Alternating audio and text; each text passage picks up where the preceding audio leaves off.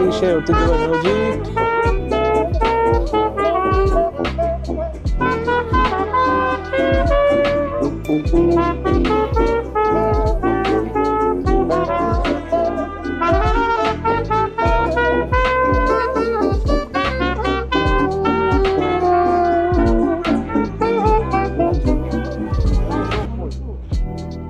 ব্রিজের একদম শেষে চলে আসছি, এখন আবার যেখান থেকে আমি ঢুকছিলাম সেদিকে আবার যাচ্ছি।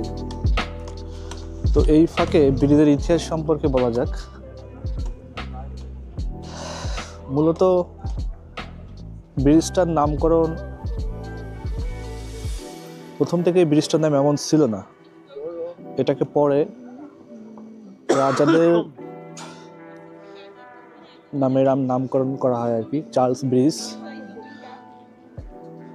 এই ব্রিজটা চার্লস ব্রিজের এই যে ভালতাবা যে নদীর উপরে যে ব্রিজটা বানানো হয়, এই ব্রিজটার সংস্করণ করা হয় মূলত যখন এটাকে, এর আগে এটার নাম ছিল স্টোন ব্রিজ, তো এটাকে সংস্কার করা হয় আর কি। এই ব্রিজটা অনেক প্রতিকূলতা সহ্য করছে, বিশেষ করে বন্যা। অনেকবার সংরক্ষণ করা হয়েছে এই ব্রিজটাকে, বন্যার কারণে ব্রিজটা ক্ষয়ক্ষতি হয়েছিল অনেক বেশি। তো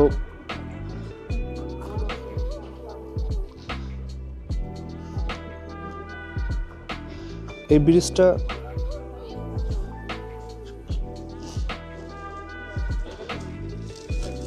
প্রথম এই এখনকার আমরা ডাকি হচ্ছে চার্লস, এর আগে এটাকে ডাকা হতো স্টোন ব্রিজ। তার আগে এই ব্রিজটার নাম ছিল হচ্ছে জুডে ব্রিজ, যেটা 1158 থেকে 1172 সাল এই সময় এই ব্রিজটা বানানো হয়েছিল আর কি। এরপরে ভয়াবহ এক বন্যার কারণে ব্রিজটা একটা বাজে অবস্থার সৃষ্টি হয়। এটা পুরোপুরি ভেঙে না গেলেও ব্রিজটার অধিকাংশ জায়গায়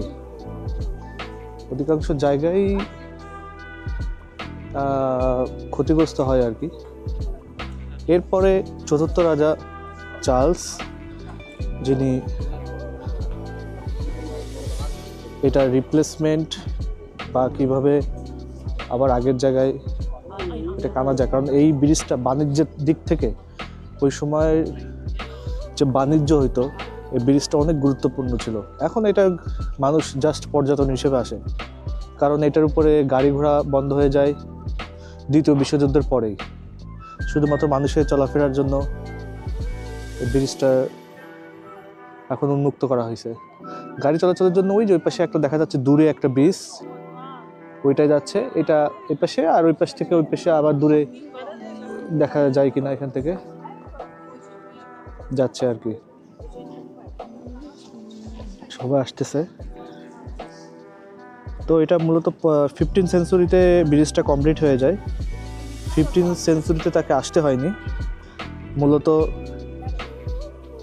1357 সালে ব্রিজটার নতুন করে রিপ্লেসমেন্ট বা সংরক্ষণ বা রিপেয়ার যেটাই বলি না কেন সেটা শুরু হয়, যেটা 1402 সালে যেটা সমাপ্ত হয় আর কি। সেই সময়কার রাজা ছিলেন চার্লস, চতুর্থ রাজা চার্লস।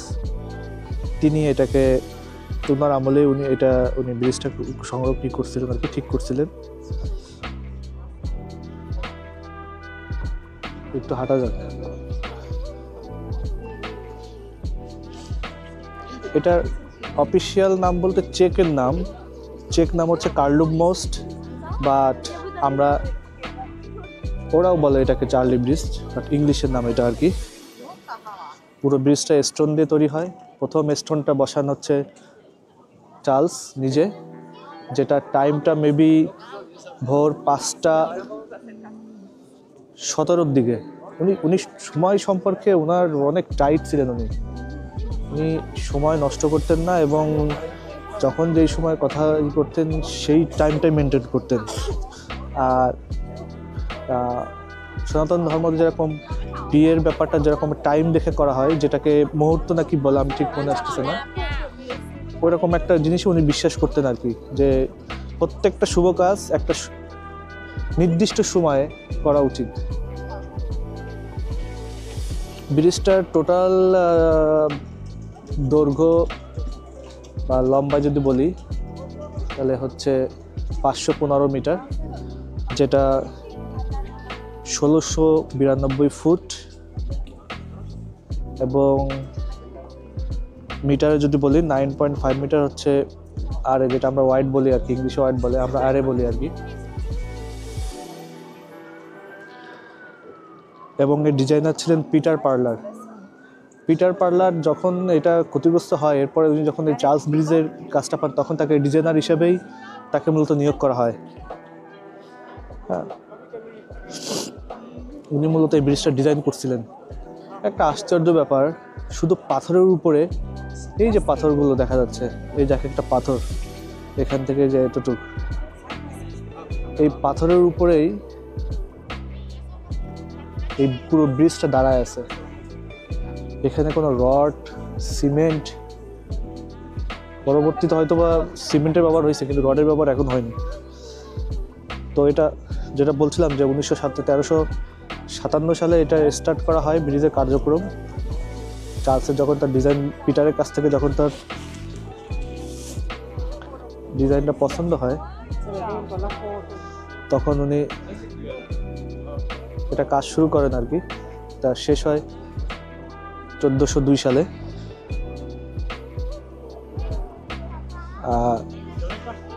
এরপর অনেক ইতিহাস আছে। ইতিহাস বলতে ব্রিজটা আবারও বন্যাতে ক্ষতিগ্রস্ত হয়।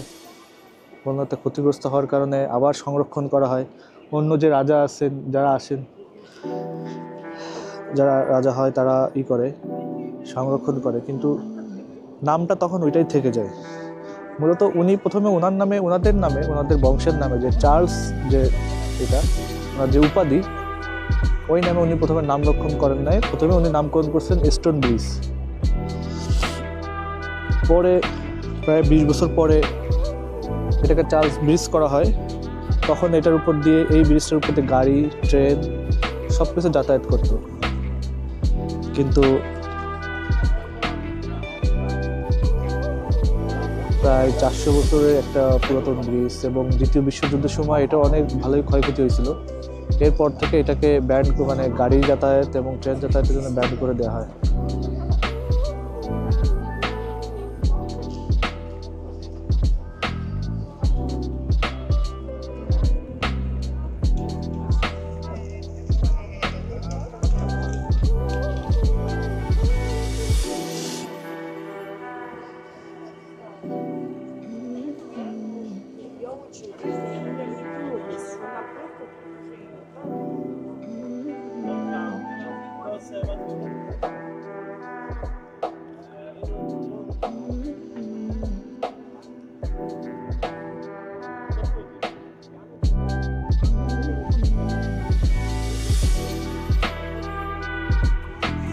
পানিটা কত পরিষ্কার, কত সুন্দর সংরক্ষণ, চাইলেই যে করা যায়, একটা জিনিসকে চাইলেই যে সুন্দর করে রাখা যায়। এই ব্রিজ, এই ইউরোপ, এগুলো তার প্রমাণ। তারা চাইছে বলেই আজকে তারা করতে পারছে। আমাদের কিন্তু এরকম নদী, আমাদের নদীর অভাব নেই, আমরা নদীমাতৃক দেশ, কিন্তু আমরা পারিনি। আমাদের নদীগুলো শুধু দখলই হয়েছে, আর এদের নদীগুলো দখলের পরিবর্তে সৌন্দর্য হয়েছে, সৌন্দর্য বাড়ছে আর কি। ব্যর্থতা আমাদেরই, আমারও ব্যর্থতা। আসলে প্রতিটা মানুষের কিছুটা হলেও ব্যর্থতা এটার জন্য দায়ী, কারণ কেউ তার নিজের জায়গা থেকে প্রতিবাদ করে নাই। এই শিপগুলো, আমি শিপ দেখা একটা, এই শিপগুলো চাইলে উঠা যায়। কেউ যদি নদীতে ঘুরতে যায় তাহলে এই শিপগুলো তারা ব্যবহার করতে পারে। সো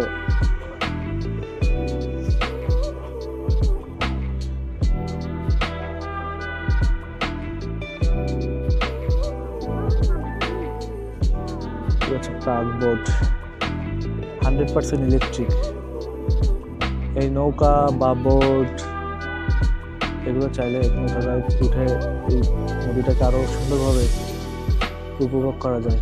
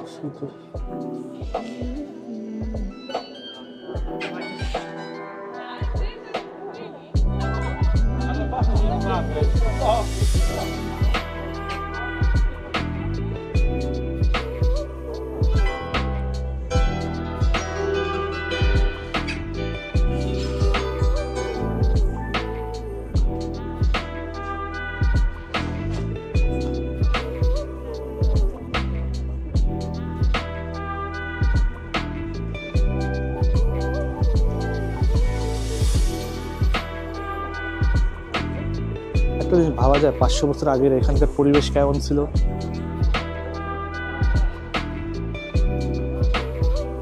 সব হোমমেড, হাতে তৈরি করা, দাম তো অনেক। 6 ইউরো, $7, 150 চেক।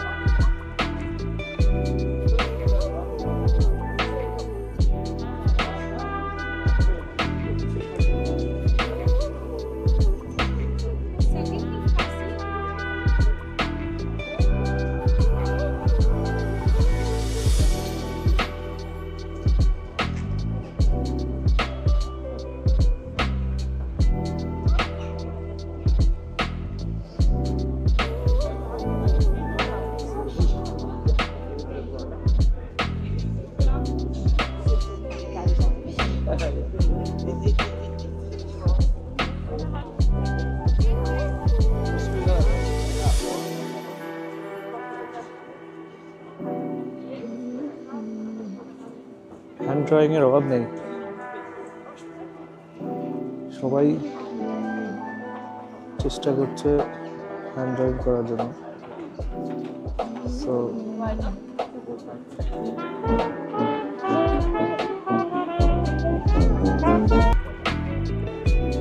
যীশু খ্রিস্টের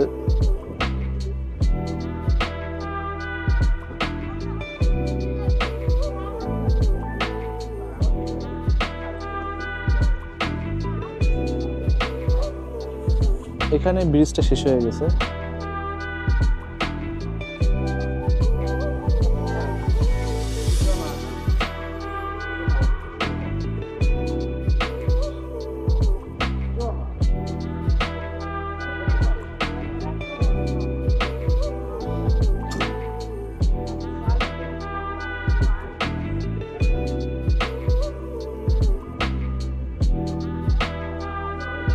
ঘড়ি, অনেক পুরাতন ঘড়ি।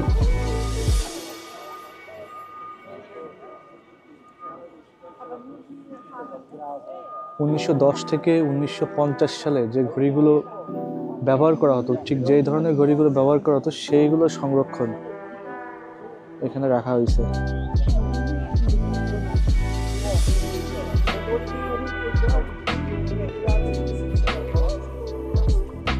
একটা ঘড়িতে কি কি ছিল তখনকার সময় সবই রাখা হয়েছে এখানে।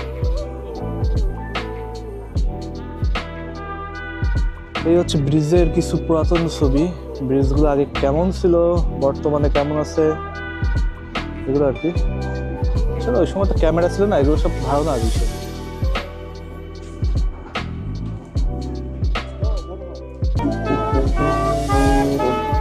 এই সে ঐতিহ্যবাহী মসজিদ।